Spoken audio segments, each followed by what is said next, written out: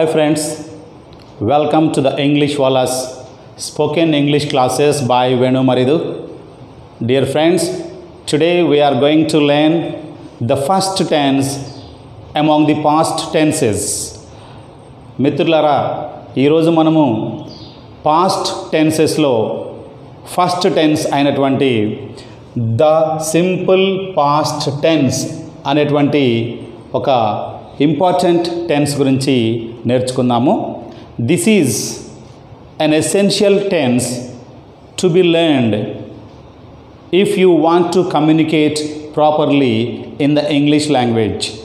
మిత్రులారా, మీరు మాట్లాడే ఇంగ్లీష్లో ముఖ్యంగా గతంలో జరిగిన వాటి గురించి తప్పులు లేకుండా మాట్లాడాలి అంటే మనము పాస్ట్ టెన్సెస్లో మొట్టమొదటిదైనటువంటి సింపుల్ పాస్ట్ టెన్స్ని మనము బాగా నేర్చుకోవాల్సినటువంటి అవసరం ఉంది. Okay, so you know friends, there are 4 tenses in the present and there are also 4 tenses in the past tense also. Okay, the first one is the simple past tense, the second one is the past continuous tense, the third one is the past perfect tense, the fourth one is the past perfect continuous tense. Okay, ఈ 4 టెన్స్ల్లో ఈరోజు మనము simple past tense గురించి నేర్చుకుందాము. Okay, ఈ simple past tense అనేది గతంలో ఒక definite టైంలో పూర్తయినటువంటి కార్యక్రమాలని లేదా ఏమన్నా జరిగిన సంఘటనల గురించి ఈ యొక్క టెన్స్ చెప్తుందన్నమాట.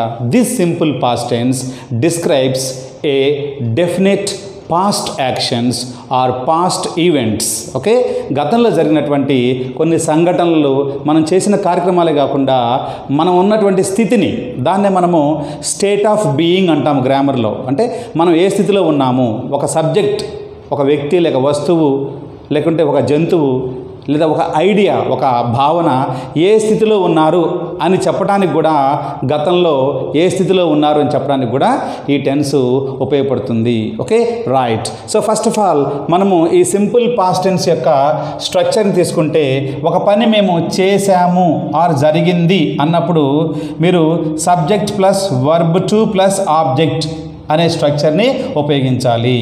ఓకే, ఇక్కడ చూడండి, గో, వెంట్, గాన్ అనే 3 verbsలో నేను వెంట్ అనే వెర్బ్ టుని ఉపయోగించాను. పని చేశాము అంటే. ఓకే, చేయలేదు, జరగలేదు అన్నప్పుడు did not or didn't plus verb 1 అనేది ఉపయోగించాలి. అంటే డిడ్ నాట్ లేదా డిడెంట్ తర్వాత మనము వెంట్ అని అంటే పొరపాటు అవుతుంది. That would be a mistake. Did not తర్వాత వర్బ్ 1 అంటే ఇక్కడ గో అనేది ఉపయోగించాలి. Okay, right. ఒక పని చేశారా లేదా జరిగిందా అని మనం క్వశ్చన్ చేసినప్పుడు డిడ్తో స్టార్ట్ చేసి మనము వర్బ్ 1 అనేది ఉపయోగించాలి. Okay, right. నెక్స్ట్, చేయలేదా జరగలేదా అన్నప్పుడు డిడ్ నాట్తో స్టార్ట్ చేసి, అంటే డిడెంట్ అనేటువంటి వర్బ్తో స్టార్ట్ చేసి, మనం హెల్పింగ్ వర్బ్తో స్టార్ట్ చేసి మధ్యలో వర్బ్ 1 ఉపయోగించాలి. డిడెంట్ ప్లస్ వర్బ్ 1, ఆ పని జరగలేదా చెయ్యలేదా అని చెప్పినప్పుడు. ఇప్పుడు మనము ఇక్కడ గో, వెంట్, గాన్, గో వెళ్ళుట, వెంట్ వెళ్ళను, గాన్ వెళ్ళను అనేటువంటి వెర్బ్స్ తీసుకున్నప్పుడు ఇక్కడ ఫస్ట్ ఒక అసర్టివ్ సెంటెన్స్ తీసుకుందాం. This is called assertive sentence. Okay, this is called AS, assertive sentence. Okay, this is called NS, negative sentence, ఒక పని చెయ్యలేదు అని చెప్పేది. Okay, this is called IS, interrogative sentence. Okay, question, this is positive type question, ఒక పని చెయ్యలేదా అన్నప్పుడు, జరగలేదా అన్నప్పుడు. Okay, right. అలాగే negative interrogative sentence, this is also 1 type of question. Okay, right. ఇది కూడా నెగిటివ్ ఇంటరాగేటివ్ క్వశ్చన్ అనమాట. దీన్నే మనం ఎన్ఐఎస్ అని చెప్పి పిలుస్తాము, నెగిటివ్ ఇంటరాగేటివ్ సెంటెన్స్. ఓకే, అంటే నెగిటివ్లో ఉండే క్వశ్చన్ అనమాట ఇది. Okay, right. ఇప్పుడు చూద్దాం. ఒక పని చేశాము. I went on a tour last summer. అంటే గత సమ్మర్లో, అంటే వేసవిలో మేము ఒక టూర్కి వెళ్ళాము. assertive sentence. Okay, right. I didn't go on a tour last summer. అంటే గత సమ్మర్లో మేము ఒక టూర్కి వెళ్ళలేదు నేను. Okay, next, did I go on a tour last summer? అంటే గత వేసవిలో నేను టూర్కి వెళ్ళానా. Interrogative sentence, positive type. Okay, next one, interrogative sentence అంటే question negative type. Didn't I go on a tour last summer. Didn't I go on a tour last summer అంటే గత వేసవిలో నేను టూర్కి వెళ్ళలేదా. ఓకే, ఇట్లా అనమాట. సో ఇంకొక వెర్బ్ తీసుకుందాం మనము. ఓకే రైట్, ఇక్కడ హ్యావ్ లేదా హ్యాజ్ కలిగి ఉండుట. హ్యాడ్ కలిగి ఉండెను గతంలో, ఇక్కడ కూడా హ్యాడ్ గతంలో కలిగి ఉండెను. This is a possessive verb. కలిగి ఉండుట అని చెప్పేదాన్ని మనము పొజెసివ్ వెర్బ్ అని పిలుస్తూ ఉంటాము. ఓకే, ఇప్పుడు చూడండి ఇక్కడ వెర్బ్ 2 ఉపయోగించాము. Okay, they had a large property అంటే వాళ్ళ గతంలో చాలా ఆస్తి ఉండేది. Okay, we are referring to the past condition అంటే గతంలో ఉన్నది అని చెప్తున్నాం మనము. ఓకే, ఇప్పుడు మాత్రము వాళ్ళకు లేదనే రిఫరెన్స్ కూడా వస్తుంది. Okay right, they had a large property. ఇక్కడ వెర్బ్ 2 ఉపయోగించాను చూడండి, దిస్ వన్. ఓకే, వాళ్ళకు గతంలో చాలా ఆస్తి ఉండేది. దే డిడెంట్, మళ్ళీ ఇక్కడ హ్యాడ్ వాడకూడదు, హ్యావ్ అంటే వెర్బ్ 1కి వచ్చేయాలి. Okay, they didn't have a large property అంటే వాళ్ళకి గతంలో పెద్దగా ఆస్తి లేదు. Did they have a large property వాళ్ళ గతంలో చాలా ఆస్తి కలిగి ఉన్నారా. Next one, didn't they have a large property. Didn't they have a large property అంటే వాళ్ళకి గతంలో చాలా ఆస్తిని కలిగి లేరా, ఇట్లా అనమాట. ఇంకొకటి గమనించండి, ఇక్కడ మనం ఏ సబ్జెక్ట్ అయినా ఐ వి ఫస్ట్ పర్సన్ అయినా, యూ సెకండ్ పర్సన్ అయినా, he she it third person అయినా, ఓకే థర్డ్ పర్సన్లో ప్లూరల్ నెంబర్ దే అయినా, ఎనీ నౌన్ ఆర్ ప్రొనౌన్ ఉపయోగించినా ఒకే రకమైనటువంటి స్ట్రక్చర్స్ని మనం ఉపయోగిస్తాము. అంటే అన్నిటికీ వెర్బ్ 2 వాడతాము, లేదంటే డిడ్ నాట్ ప్లస్ వెర్బ్ 1 వాడతాము, ఇట్లా అనమాట. అంతేగాని ఇక్కడ వేరియేషన్స్ అంటే తేడాలు అనేది ఉండదు. అంటే సబ్జెక్ట్ని బట్టి వెర్బ్ మారటం అనేది ఉండదు. ఓకే, ఈ విధంగా మనము డిఫరెంట్ టైప్స్ ఆఫ్ సెంటెన్సెస్ని మనము డిఫరెంట్ వెర్బ్స్కి అంటే రకరకాల వెర్బులు క్రియలు వేరే వెర్బులు కూడా తీసుకొని ఆ రకరకాల క్రియల్ని తీసుకొని మీరు ఓన్గా ప్రాక్టీస్ చేసుకోవచ్చు. అదేవిధంగా నెక్స్ట్ ఇందులో లింకింగ్ వర్బ్స్ లేదా బీఫామ్ వెర్బ్స్ అనేవి కూడా ప్రతి టెన్స్లో ఉంటాయి. సింపుల్ పాస్ట్ టెన్స్లో ఉన్నటువంటి linking verbs or be form verbs చూద్దాము. Okay, usually a be form verb or linking verb indicates our state of being అంటే మనం ఏ స్థితిలో ఉన్నాము, ఏ స్థితిలో ఉన్నారు, ఏ స్థితిలో ఒక వస్తువు ఉన్నది, ఇట్లా స్థితిని తెలియజేయడం కోసం మనం ఉపయోగించేదే linking verbs or be form verbs. ఇందులో okay was or were. Okay, was అంటే ఉన్నది ఉన్నాడు, వర్ అంటే ఉన్నవి ఉన్నారు ఉండెను అనేటువంటి 2 బీఫామ్ వెర్బ్స్ని ఇందులో ఉపయోగిస్తారు. ఓకే రైట్, చూడండి ఈజ్ అనేది వెర్బ్ 1 అనుకున్నప్పుడు మనం వజ్ వర్ అనేది వర్బ్ 2, బీన్ అనేది వర్బ్ 3. ఇక్కడ ఉన్నటువంటి ఈ వాజ్ వర్ అనే వాటిని మనము ఈ సింపుల్ పాస్ట్ టెన్స్లో ఇక్కడ వెర్బ్ 2 కాబట్టి ఇక్కడ లింకింగ్ వెర్బ్స్గా వాడతాము. ఇప్పుడు చూడండి ఇక్కడ ఎక్కడ వాజ్ ఉపయోగించాలి, ఎక్కడ వర్ ఉపయోగించాలి అనేది we have got a small difference here. Okay, in the use of the be form verbs. Simple past టెన్స్లో కొంచెం మనకి ఇక్కడ ఇన్ఫ్లెక్షన్ అనేది కనపడుతుంది, అంటే సబ్జెక్ట్ని బట్టి వెర్బ్ రావడం అనేది కనిపిస్తుంది. Now we can use was with first person I was, we were, you were, he, she, it, third person singular was, third person plural they were. Okay, so please note it down, this is very important point. Okay, so like that ఇప్పుడు మనము 2 examples చూద్దాం ఇక్కడ. Okay, I was ఇక్కడ చూడండి was అంటే this is B form verb. Okay, I was on a tour last summer అంటే గత వేసవిలో నేను విహారయాత్రలో ఉన్నాను. Okay, next one I wasn't on a tour last summer అంటే గత వేసవిలో నేను విహారయాత్రలో లేను. Was I on a tour last summer. Was I on a tour last summer అంటే గత వేసవిలో నేను విహారయాత్రలో ఉన్నానా. Wasn't I on a tour last summer. Wasn't I on a tour last summer అంటే గత వేసవిలో నేను విహారయాత్రలో ఉన్నానా. ఇట్లా 4 టైప్స్ ఆఫ్ సెంటెన్సెస్ని మనం చేసుకోవచ్చు. Okay, next one assertive sentence. ఇప్పుడు దే అనేది తీసుకుందాము. దే అనేదానికి వర్ వస్తుందని మనం ఇప్పుడే అనుకున్నాము కాబట్టి they were on a tour last summer అంటే గత వేసవిలో వాళ్ళు విహారయాత్రలో ఉన్నారు. Okay, they were not or were నాట్ని మనం స్పోకెన్ ఇంగ్లీష్లో ర్యాపిడ్గా మాట్లాడేటప్పుడు want weren't అంటామన్నమాట. They weren't on a tour last summer. గత వేసవిలో వాళ్ళు విహారయాత్రలో లేరు. were they on a tour last summer? were they on a tour last summer? గత వేసవిలో వాళ్ళు టూర్లో ఉన్నారా? నెక్స్ట్ వన్ were not లేదా weren't. weren't they on a tour last summer? weren't they on a tour last summer?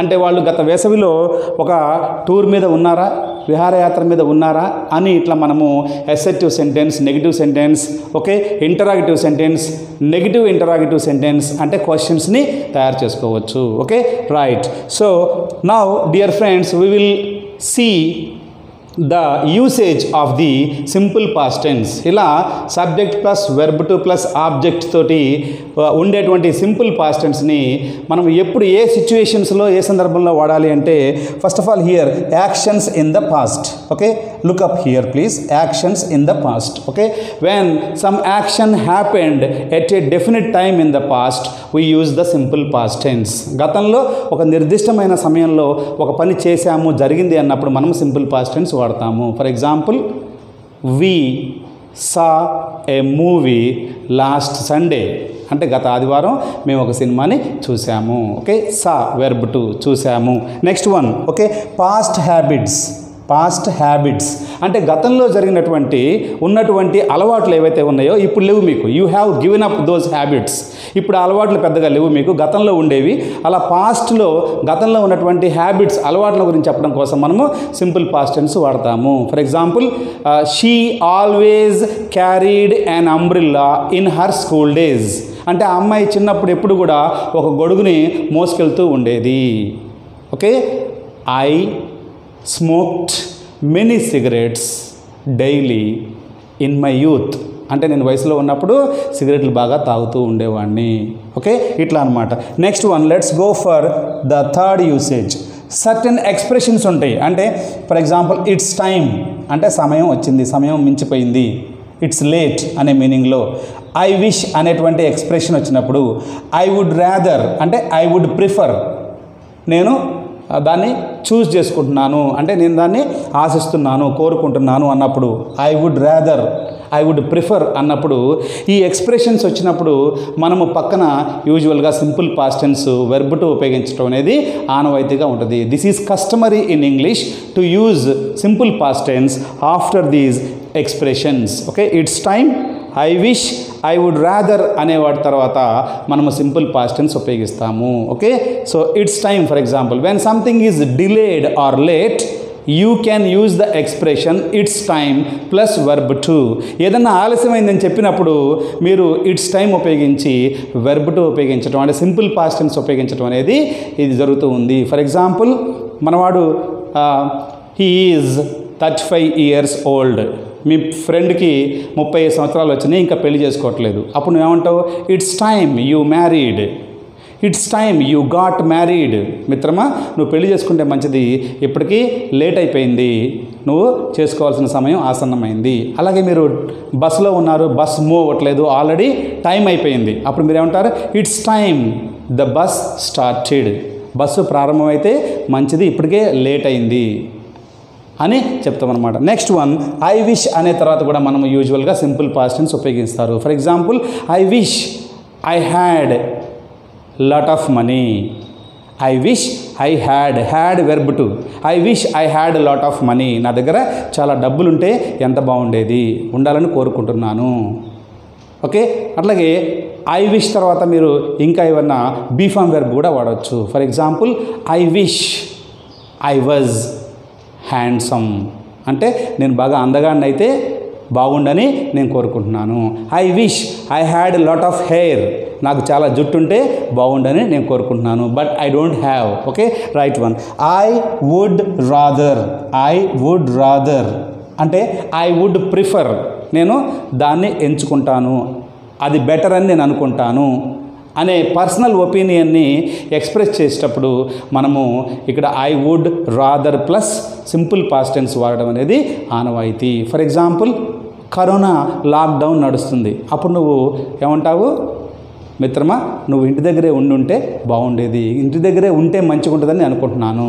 Okay, I would rather you stayed back at home. I would rather you stayed back at home. మిత్రమా, నువ్వు ఇంటి దగ్గరే ఉంటే బాగుంటుందేమని నేను prefer అనుకుంటున్నాను.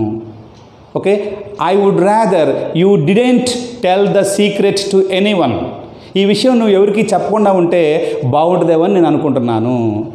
I would rather you didn't tell the secret to anyone else. ఎవరికి ఇది చెప్పకుండా ఉంటే బాగుంటుందని నేను అనుకుంటున్నాను, ప్రిఫర్ అట్లా ఉంటే మంచిది అనుకుంటున్నాను. ఇట్లా మనము we have lot of uses of the simple past tense. When you describe history you can also use the simple past tense. అలాగే చరిత్రను గురించి, చారిత్రక సంఘటనల గురించి చెప్పేటప్పుడు కూడా మనము సింపుల్ పాస్ట్ టెన్స్ని ఉపయోగించవచ్చు. For example, Ashoka entered the field. He saw a large number of dead bodies and wounded soldiers on the ground. He felt a great remorse in his heart. There itself he decided not to wage any war in the future. ఇట్లా మనము హిస్టారికల్గా జరిగిన సంఘటనల గురించి మనం వర్ణించేటప్పుడు కూడా simple past tense ఉపయోగిస్తాము. Okay dear friends, this is all about the simple past tense. This is a wonderful tense. You learn it to describe the past actions or past habits or anything else in the past. Okay dear friends, thank you very much for watching my video. Bye. Please subscribe to my channel if you like.